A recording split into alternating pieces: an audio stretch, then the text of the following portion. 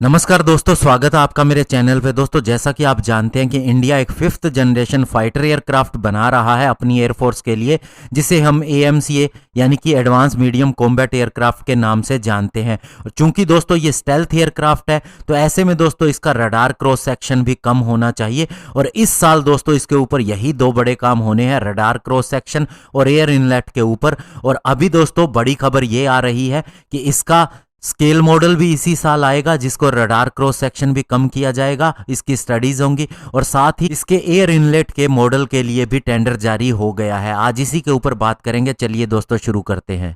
तो दोस्तों VEM technology private limited, जो कि एक इंडिया की प्राइवेट कंपनी है, इसने AMCA के स्केल मॉडल के ऊपर काम शुरू कर दिया है और इसी साल इसका स्केल मॉडल भी बन जाएगा।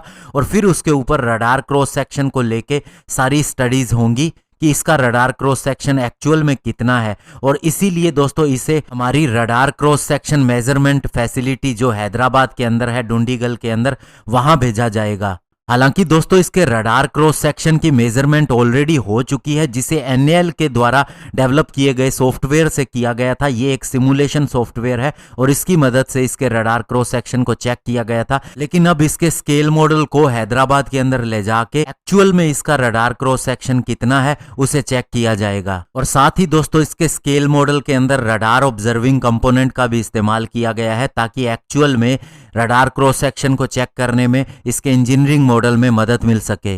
और दूसरा दोस्तों इसके अंदर सबसे बड़ा चेंज किया गया था, इसके अंदर डाइवर्टलेस सुपरसोनिक इनलेट का इस्तेमाल किया गया था। और ये हमें लास्ट ईयर ही पता चला था। और आजकल जितने भी मॉडर्न एयरक्राफ्ट हैं उनके अंदर इस तरह की टेक्नोलॉजी का इस्तेमाल किया जाता है, स्पेशली एयर फ्लो को इंजन के पास जाने के लिए, कंट्रोल करने के लिए।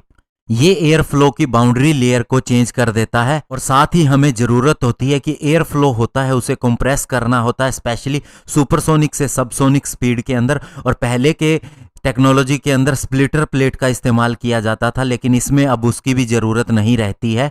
और अब ADA ने एक टेंडर भी जारी कर दिया है high speed wing tunnel intake model को डेवलप करने के लिए, जिसका कॉस्ट भी अंदाजन 60 लाख रुपए बताया जा रहा है। और अब इसके ऊपर बाकायदा एक स्टडी कंडक्ट की जाएगी और उसका डेटा भी कलेक्ट किया जाएगा, ताकि जब डाइवर्टलेस सुपरसोनिक इनलेट को AMCA के अंदर दिया जाता है तो किस तरह का ये सारा इनटेक रहेगा। और इसके लिए इसके डिजाइन के अंदर भी काफी ज्यादा चेंजेस किए जाने हैं। तो दोस्तों फाइनली बात यह है कि अब एक्चुअल में AMCA के ऊपर काफ़ी ज़ोर शोर से काम भी हो रहा है और इसके लिए टेंडर भी जारी किए जा रहे हैं। और इसी साल ये दोनों स्टडीज़ कंप्लीट हो जाएंगी। तो इस तरह से काफ़ी बड़ा एक चरण इसका पूरा हो जाएगा और हम जल्द से जल्द इसके प्रोटोटाइप की तरफ बढ़ जाएंगे। धन्यवाद। जय हिंद।